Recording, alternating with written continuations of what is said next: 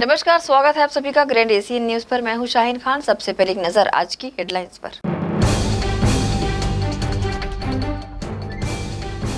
SR hospital and research centre Chikhli में किया गया निःशुल्क चश्मों का वितरण, दिए गए उचित परामर्श।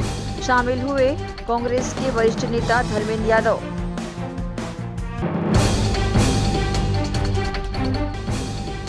पूर्व मुख्यमंत्री डॉक्टर रमन सिंह ने प्रदेश सरकार पर किया तीखा प्रहार, कांग्रेस सरकार पर लगाया माफियाओं को संरक्षण देने का आरोप।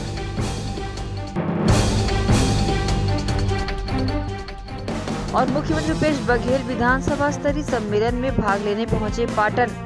हेलीपैड पर कहा भाजपा के नेता डाल चुके हैं हथियार। अब खबरें विस्तार से। मुख्यमंत्री भूपेश बघेल शनिवार को विधानसभा स्तरीय सम्मेलन में शामिल होने पाटन पहुंचे। इससे पूर्व मुख्यमंत्री ने हेलीपैड पर मीडिया से चर्चा करते हुए भारतीय जनता पार्टी को लेकर बड़ा बयान दिया। मुख्यमंत्री भूपेश बघेल ने कहा कि भाजपा के नेता हथियार डाल चुके हैं, कहीं जाते भी हैं तो लोग उन्हें सुनने नहीं आते। मुख्यमंत्री भूपेश बघेल ने इस दौरान ये भी कहा कि छत्तीसगढ़ में भाजपा अरुण साव को सीएम प्रोजेक्ट करती है तो करे, कांग्रेस को भी इंतजार है कि भाजपा से कौन चेहरा है। छत्तीसगढ़ में थर्ड फ्रंट का कहीं कोई प्रभाव नहीं है, यहाँ दो राष्ट्रीय दलों के बीच मुकाबला रहा है। देखिए, कुल मिला के शराब भी तो नशा का हिस्सा है और उससे ज़्यादा खतरनाक सूखा नशा है।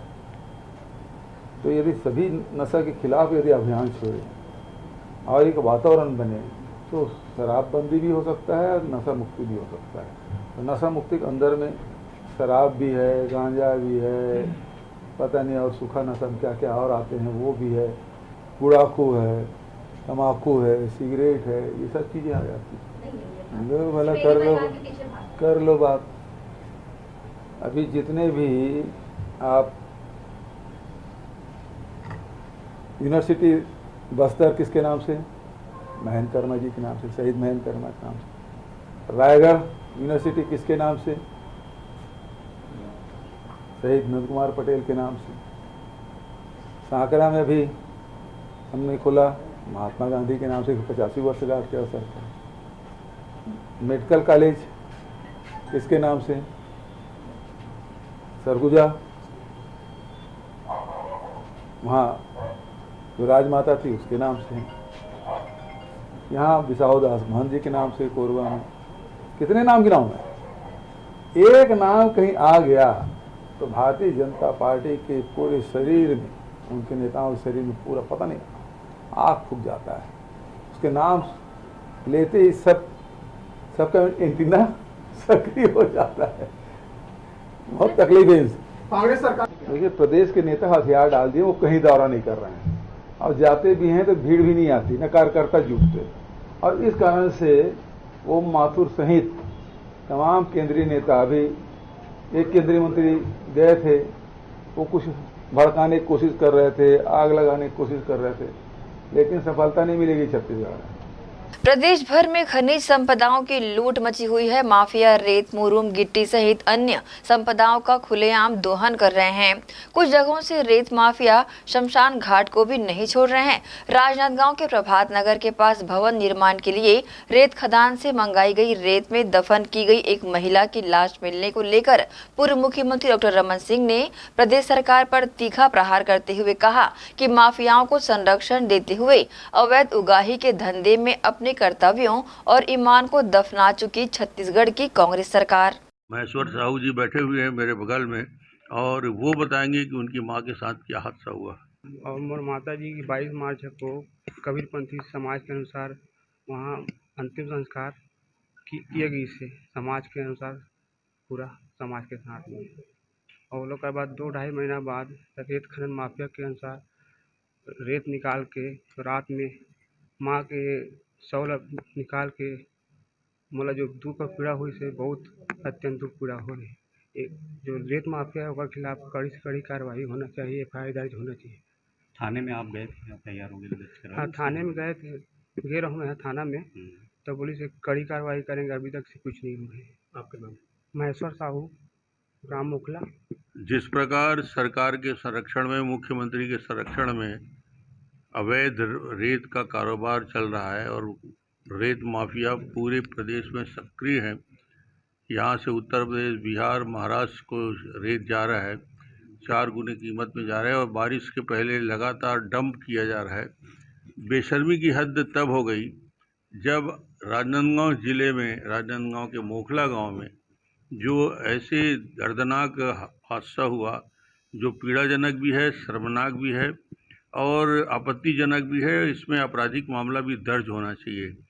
इस प्रकार की घटना आज मेरे बगल में महेश्वर साहू बैठे हैं। महेश्वर साहू जी के माता जी स्वर्गीय शत्रुपा साहू, इन्होंने दाह संस्कार किया।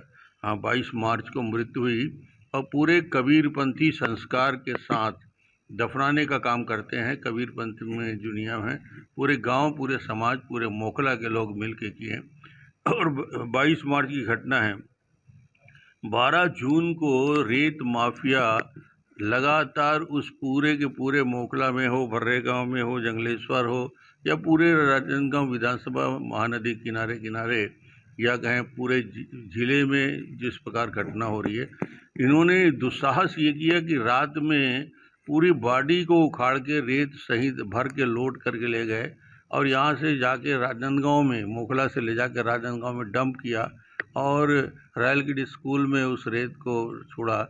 जब बॉडी देखे तो वहाँ हंगामा हुआ और जब गांव वालों की जानकारी हुई तो गांव वालों ने आपत्ति किया। आज पूरे गांव के गांव मेरे पास आए थे, उनके सुपुत्र महेश्वर जी और वहाँ के बर्रे गांव के उप सरपंच और वहाँ के सारे जनप्रतिनिधि मेरे पास आए थे।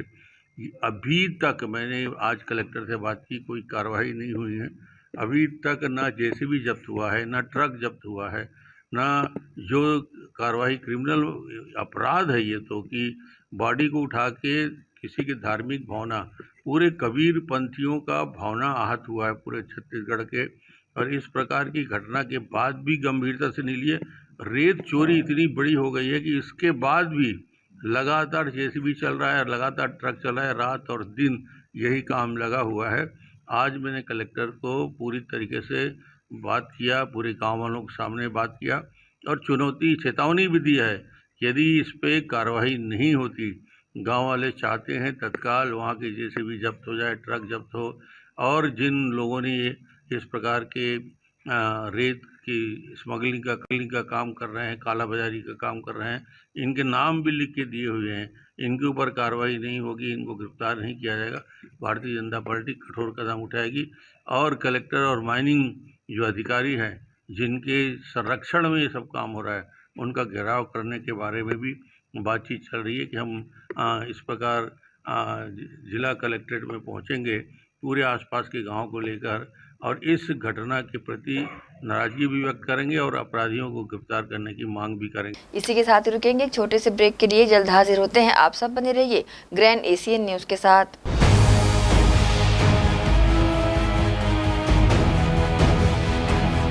आयुर्वेद एक्यूप्रेशर थेरेपी सेंटर, चर्म रोग, दांत खाज, खुजली, चेहरा पर किसी प्रकार की झाइयाँ, दाग धब्बे, फोड़ी फुंसी, प्रेगनेंसी, स्ट्रेच मार्क आदि का गारंटेड इलाज। जी हाँ, आयुर्वेदिक एक्यूप्रेशर थेरेपी सेंटर। यहाँ पर आयुर्वेदिक दवा एवं एक्यूप्रेशर थेरेपी द्वारा बिना ऑपरेशन किए बवासीर, भकंदर, हाइड्रोसिल, गुप्त रोग, चर्म रोग का इलाज किया जाता है। बवासीर, भकंदर, फिशर का बिना ऑपरेशन इलाज मलद्वार की जितनी भी पुरानी तकलीफ हो, जैसे खून आना, चुभने जैसा दर्द होना, जलन, मस्सा, मवाद आना, पेट साफ न होना आदि का जड़ से गारंटेड इलाज। गुप्त रोग, शादी के बाद या शादी के पहले बचपन की गलतियां, उम्र की अधिकता या किसी भी कारण से मर्दाना कमजोरी, शीघ्र पतन, शादी के नाम से डर लगना, बच्चा न होना, पेशाब में जलन, स्वप्न दोष, शारीरिक कमजोरी, थकान आदि बीमारियों सहित हाइड्रोसिल का बिना ऑपरेशन गारंटेड इलाज। महिला गुप्त रोग, बवासीर, भकंदर, फिशर का बिना ऑपरेशन जड़ से गारंटेड इलाज। माहवारी गड़बड़ी, सफेद पानी जाना, हाथ पैर में जलन, दर्द, कमर में दर्द, बच्चा न होना, मिर्गी, पुराने से पुराना घाव, गैंग्रीन का इलाज किया जाता है। हमारा पता डॉक्टर हीरा, गया नगर, दुर्ग। Mobile number 9981659182।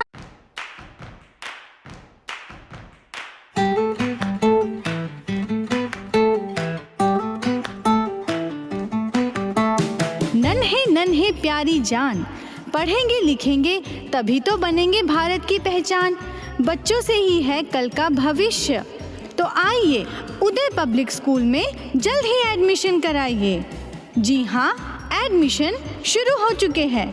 नर्सरी से कक्षा 8वीं तक आपके निकट Uday college campus near ACC Bogda पुल नंदनी रोड जामुल भिलाई में स्थित 2019 से गुणवत्ता भर शिक्षा प्रदान करने वाला आपके क्षेत्र में पहली बार, जिसका नाम है उदय पब्लिक स्कूल।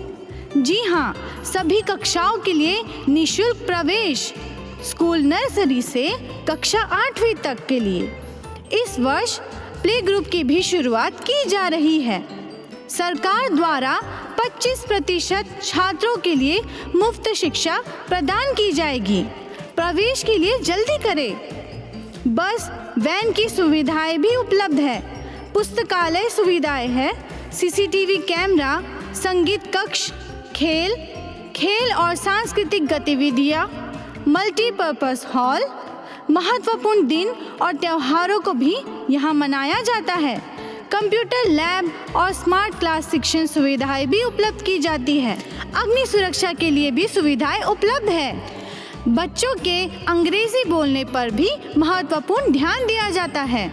तो फिर देरी किस बात की, जल्दी कीजिए, क्योंकि एडमिशन शुरू हो चुके हैं उदय पब्लिक स्कूल में। आपके निकट उदय कॉलेज कैंपस निकट एसीसी बोगदा पुल नंदनी रोड जामुल भिलाई में।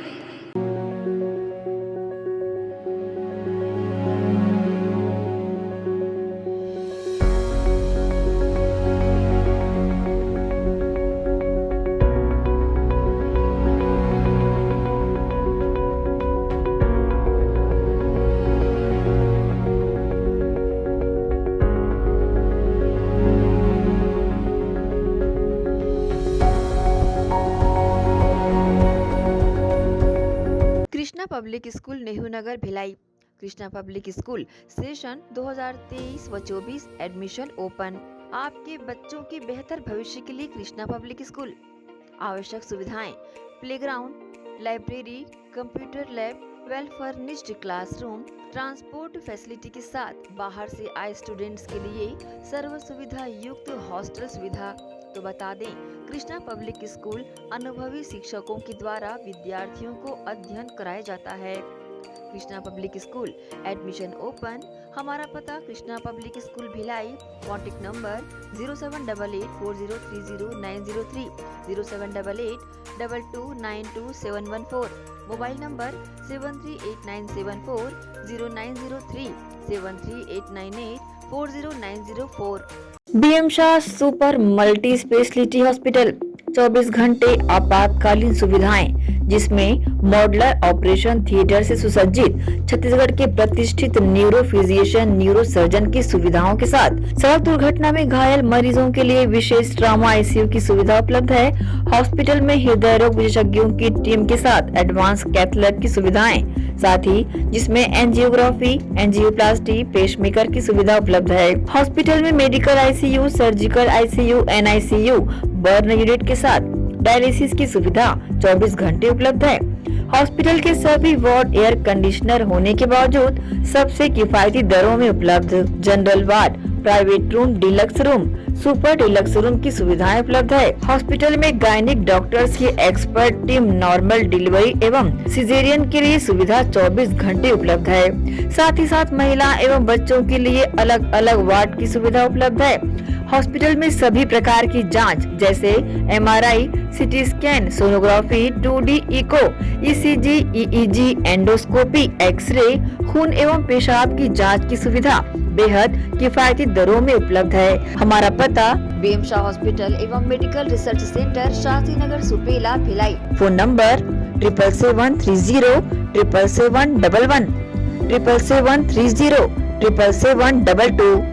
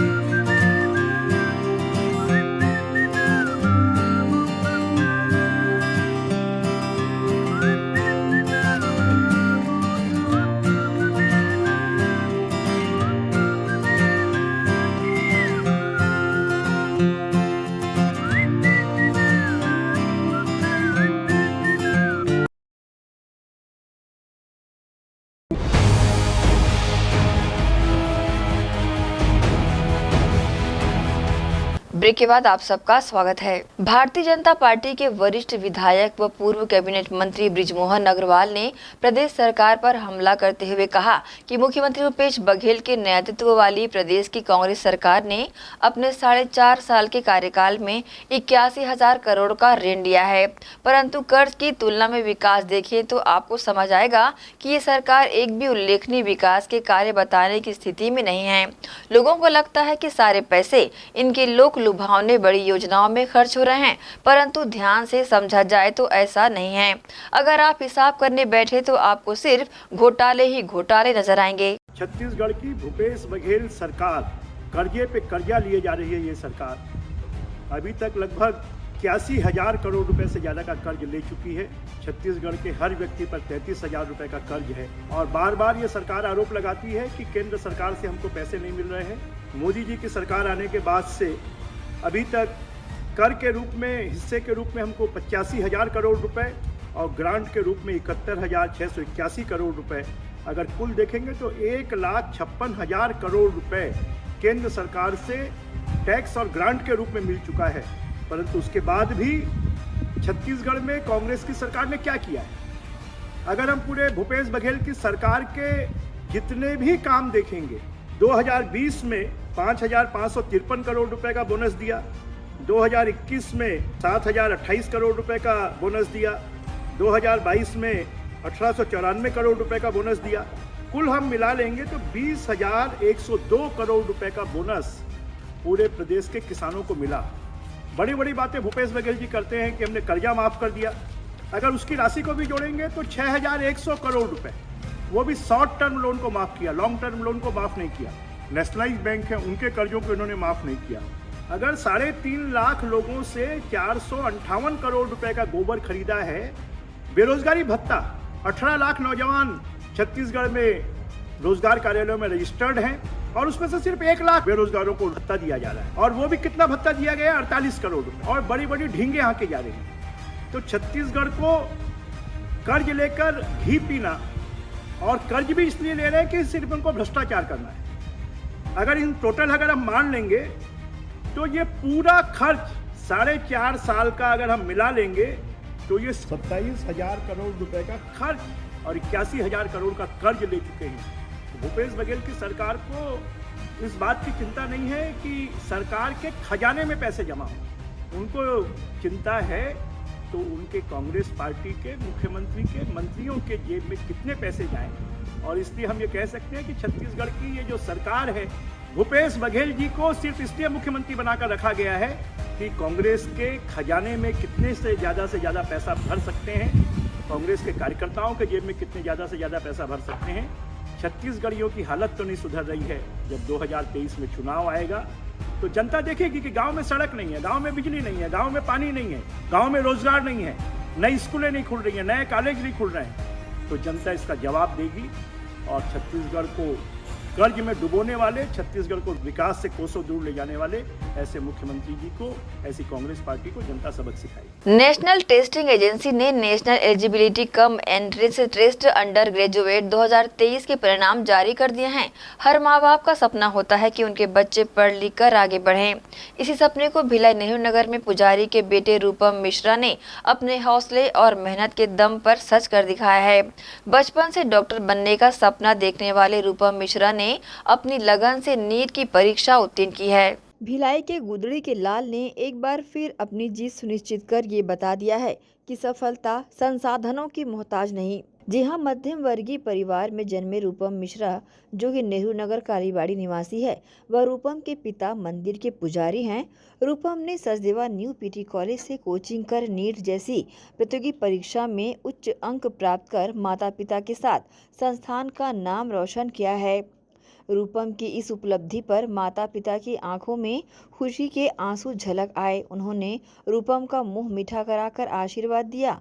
जब हमने पूछा कि रूपम की सफलता का श्रेय किसे देते हो, तो उन्होंने रूपम की मेहनत, भगवान का आशीर्वाद व सचदेवा कोचिंग संस्थान को इसका श्रेय दिया। बहुत अच्छा किया है, बहुत मेहनत किया वो। खुशी के मारे कुछ बोल पाना ही मुश्किल है, क्योंकि हम लोग मध्यम वर्गीय परिवार से हैं। हम लोग का बच्चा को इतना हम लोग फिजिकली जो कुछ भी किया उन्होंने अच्छा ही किया, और कोचिंग उन्होंने सचदेवा में 1 साल किया है, बहुत ही अच्छा नतीजा रहा, जिसकी वजह से आज ये नतीजा हमको देखने को मिला। बहुत बढ़िया है, मेरे हिसाब से भिलाई का सबसे अच्छा कोचिंग संस्थान है और सबसे पुरानी संस्थान है। सारे बच्चों को वहाँ पढ़ना चाहिए और अच्छी रिजल्ट नतीजा करना चाहिए। बस बच्चा आगे भविष्य उसका अच्छा हो, अच्छी डॉक्टर बने, आप लोग की आशीर्वाद बना रहे सबका। भगवान है तभी तो ये सब सफल हो पा रहा है, क्योंकि उन्होंने पहले भी NTSC जैसा परीक्षा में सफल हुआ था और आज भी नीट में बहुत ही अच्छी नंबर के साथ सफल हुआ है। ये तो भगवान की कृपा है, साथ में बच्चे का लगन है और आप लोग जैसे कोचिंग संस्थान का सहयोग है, तभी जाके संभव हो पाया है। इंटेलिजेंट है, दिन रात एक करके पढ़ा हुआ है। हमको आशा था कि वो नीट में बहुत अच्छे नंबर से, मेरे को गर्व अनुभव हो रहा है। मेरे को रोना आ रहा है, आंसू आ रहा है कि हमारे खानदान में आज तक ऐसा कोई डॉक्टर नहीं बन पाया था। भगवान से कृपा प्रार्थना करता हूँ कि बहुत आगे बढ़े, बहुत बड़े डॉक्टर बने। और सबसे धन्यवाद देना चाहता हूँ सचदेवा पीटी कॉलेज को, और धन्यवाद ज्ञापन करता हूँ जैन साहब को कि उनका पढ़ाई इतना ज़ोरदार था, इतना अच्छा था कि हमारे भतीजा बहुत आगे, बहुत अच्छा नंबर 610 नंबर प्राप्त करके आज बहुत ऊंचाई की ओर प्राप्त हुआ है। इसके लिए सचदेवा कॉलेज को बहुत बहुत धन्यवाद। भगवान से प्रार्थना करता हूँ मेरा भतीजा और आगे बढ़े, बहुत सुंदर, बहुत बड़े डॉक्टर बने। वहीं इस प्रतियोगी परीक्षा में उच्च अंक प्राप्त करने वाले व माता पिता को गौरवान्वित करने वाले होनहार छात्र रूपम ने अपने अनुभव हमसे साझा किए। मेरा नाम रूपम मिश्रा है। बहुत खुशी हो रही है नीट में 610 नंबर प्राप्त करके। फिजिक्स के सवाल काफ़ी कठिन आए थे इस साल, जिनमें काफ़ी उलझन हुई, परंतु सचदेवा के टीचर्स इतने अच्छे थे, उन्होंने क्लास में कह के रखा था कि ऐसे सवाल आ सकते हैं जिनमें हमें थोड़ी दिक्कत आ सकती है, इसलिए हमने प्रिपरेशन के टाइम ही अच्छे से उन सवालों को कर लिया था। काफ़ी अच्छा लगेगा, सबकी मदद कर पाऊँगा, काफ़ी अन्य रोगों का चिकित्सा भी मैं कर पाऊँगा, इससे बहुत खुशी मिलेगी मुझे। दूंगा कि हमें कंसिस्टेंसी की है इस एग्ज़ाम में सक्सेस पाने के लिए, क्योंकि अगर हम एक साथ पढ़ेंगे तो हम बहुत ज़्यादा थक जाएंगे, इसलिए हर रोज़ थोड़ा थोड़ा करके जितना टीचर्स पढ़ा रहे हैं उसको रिवाइज़ कर लें। जो टीचर्स क्लास में क्वेश्चन करा रहे हैं उनको दोबारा घर पर आके प्रैक्टिस करें और NCERT की कंटिन्यू रीडिंग लगाते जाएँ, तो सक्सेस मिल जाएगी। जैन सर का हमेशा से ही हमारे ऊपर बहुत बड़ा सपोर्ट रहा है। हम NTSC भी जब मैंने क्लियर किया था तो उन्होंने ही मेरी मदद की थी, और मेरी तरह बहुत सारे स्टूडेंट्स को भी मदद करते हैं। भिलाई में बहुत बड़ा कोचिंग इंस्टीट्यूट है उनका, सचदेवा न्यू पीटी कॉलेज, और मैं हमेशा उनका आभार व्यक्त करूँगा। प्रतिभा संसाधनों की मोहताज नहीं होती और दृढ़ संकल्प व मेहनत की जाए तो सफलता मिलने से कोई नहीं रोक सकता। रूपम मिश्रा के उज्जवल भविष्य की कामना लिए संस्थान सचदेवा न्यू पीटी कॉलेज के द्वारा उसे उपहार दिया गया। हम भी शुभकामनाएं रूपम मिश्रा को देते हैं, साथ ही उज्जवल भविष्य की कामना भी करते हैं। ग्रैंड एशियन न्यूज़ के लिए शाहीन खान की रिपोर्ट। इसी के साथ ही रुकेंगे एक और छोटे से ब्रेक के लिए, जल्द हाजिर होते हैं। आप सब बने रहिए ग्रैंड एशियन न्यूज़ के साथ।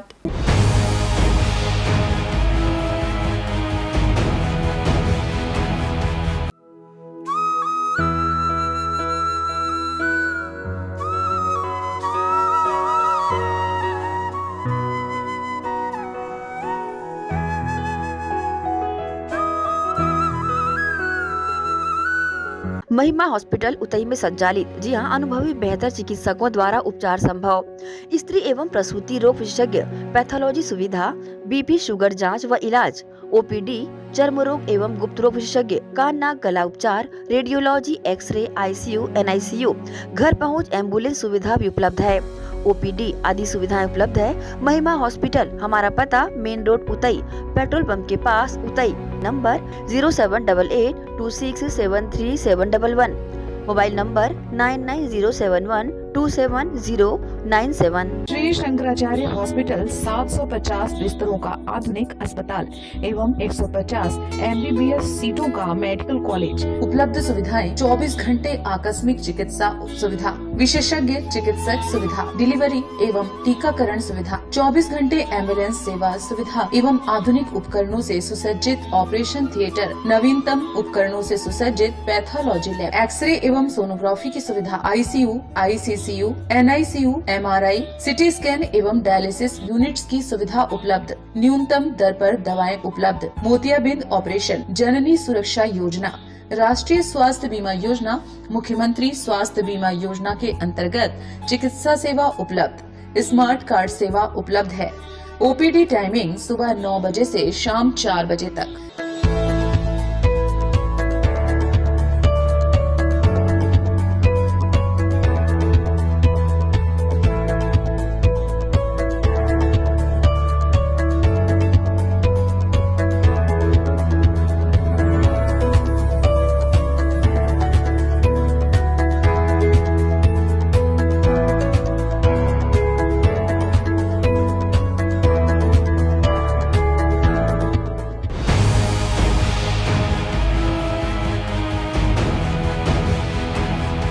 ब्रेक के बाद एक बार फिर से आप सभी का स्वागत है।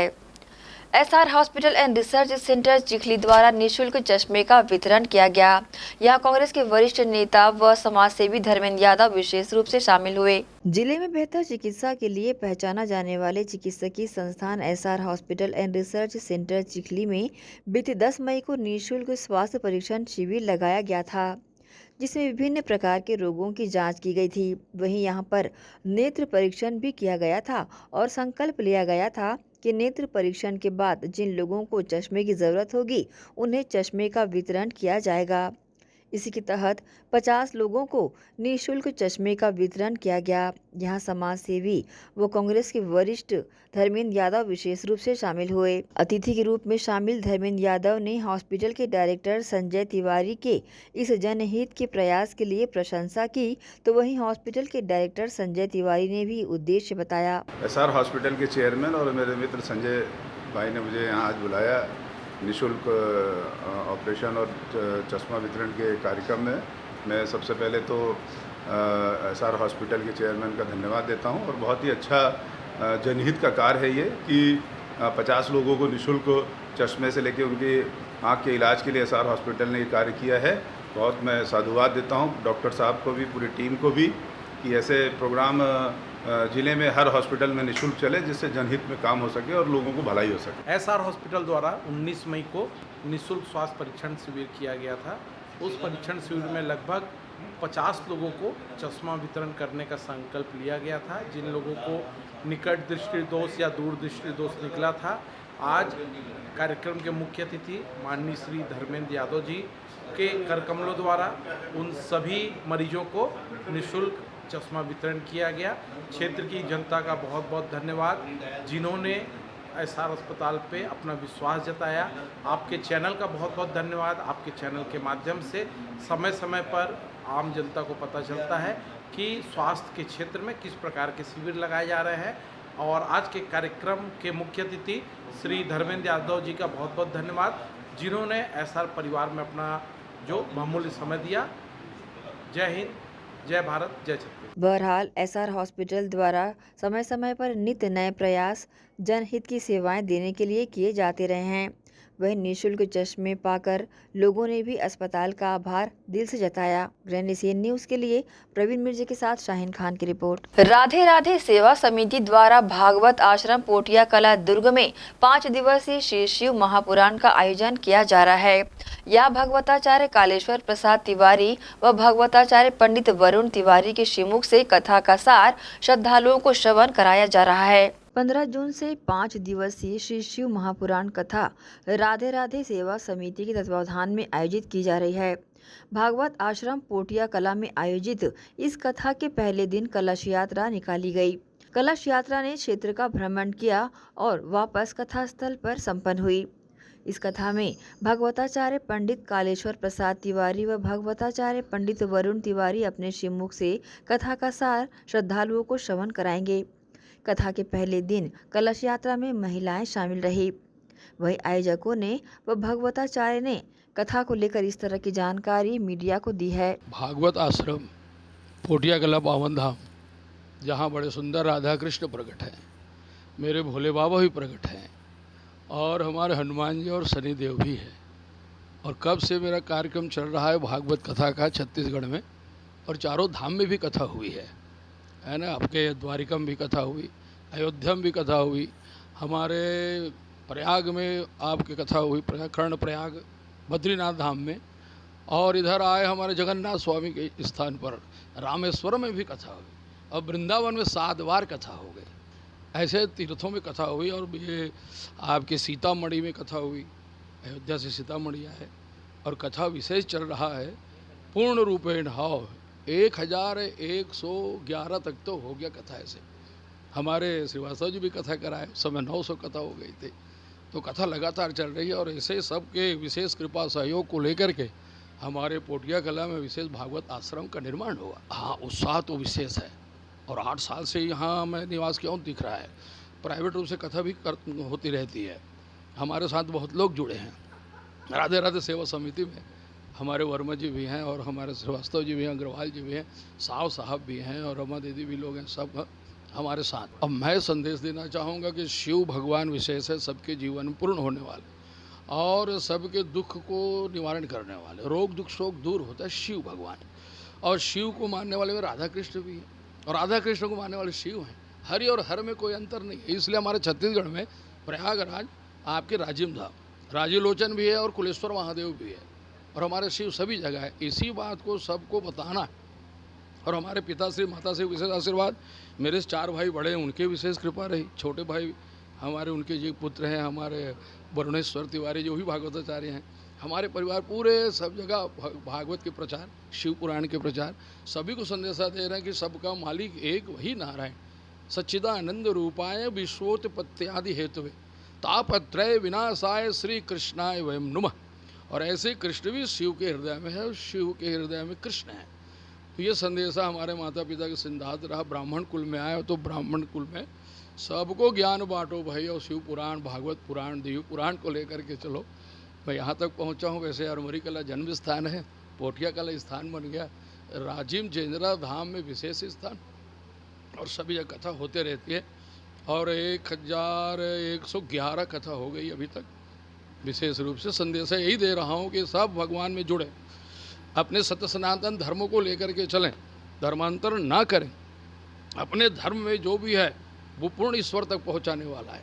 सदैव से सत्य सनातन धर्म ही चलते आ रहा है। बाद में जो भी निकला वो सब भी तो हम लोग मना भी नहीं करते, लेकिन जाओ तो जाओ भाई, जहाँ जाओगे बिना जल के नहीं रह पाओगे। और जल को देने वाले मेरे नारायण है। नार मतलब पानी, ऐण मतलब घर, नार धन अयण नारायण, ऐसे भगवान, ऐसे नारायण के संदेशा। अब शिव पुराण विशेष हमारे भागवत आश्रम में तो 20 तारीख को जन्मदिन भी है और रथ यात्रा भी है।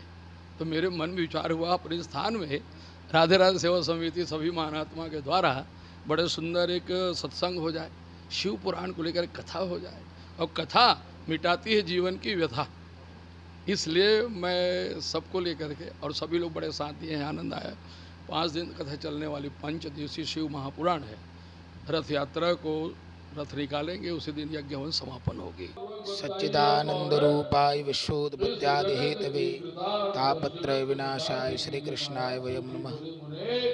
17 वर्ष की आयु में मैं कथा आरंभ किया था, और माता पिता गुरु के आशीर्वाद से सभी के प्रेम को लेकर के 70 से ऊपर कथाएं अभी तक मैं कर चुका हूं। हमारी कथा अयोध्या, नैनीताल, छत्तीसगढ़ में और छत्तीसगढ़ से बाहर भी मैं कथा करने जाता हूं। और आप सभी के आशीर्वाद से हमारे भागवत आश्रम में 5 दिवसीय शिव महापुराण की कथा आयोजित है। मैं आप सभी भक्त प्रेमी सज्जनों से निवेदन करना चाहता हूं कि आप सभी इस कथा में आएँ, कथा श्रवण कर अपने जीवन को कृतार्थ करें, धन्य बनावें। भागवत आश्रम आप बोरसी से आगे जाएंगे, गणपति विहार जब क्रॉस करेंगे आप पोटिया तरफ जाएंगे, द्वारकापुरी के बिल्कुल सामने भागवत आश्रम स्थित है। यहाँ पे राधा कृष्ण मंदिर है, शंकर भगवान का मंदिर है, बजरंगबली मंदिर, शनि मंदिर है। सारे देवताओं का एक स्थान है। हम चाहते हैं कि भागवत आश्रम जो है वो आप लोग जानें, और पूरे भारतवर्ष में भी शिव महिमा बहुत ज़ोर शोरों से चल रही है। इसी उपलक्ष्य में हमने भी सोचा कि हम भी शिव का थोड़ा गुणगान कर लें, इसलिए हमने 5 दिवसीय शिव महापुराण की कथा स्टार्ट करी है, जो कि 15 जून 2023 से 20 जून 2023 तक चलेगी। इसमें प्रमुख कथा प्रवक्ता भागवताचार्य पंडित कालेश्वर प्रसाद तिवारी और पंडित वरुण तिवारी 2 हैं। 15 तारीख को स्टार्ट होगी, 15 तारीख को कलश यात्रा है, 18 तारीख को विशेष शिव पार्वती विवाह उसका आयोजन है और 20 तारीख को कथा का समापन है भोग भंडारा के साथ। सभी धार्मिक बंधुओं से अनुरोध है कि आके कथा का रसास्वादन करें और शिव भगवान का आशीर्वाद प्राप्त करें। बहरहाल पूरी भव्यता के साथ भागवत आश्रम पोठिया कला में श्री शिव महापुराण कथा का आयोजन किया जाएगा। वहीं समापन पर भी विभिन्न आयोजन किए जाएंगे। ग्रैंड एशियन न्यूज के लिए शाहीन खान की रिपोर्ट। इसी के साथ ही आपसे लेंगे इजाजत। आप सब बने रहिए ग्रैंड एशियन न्यूज के साथ। नमस्कार।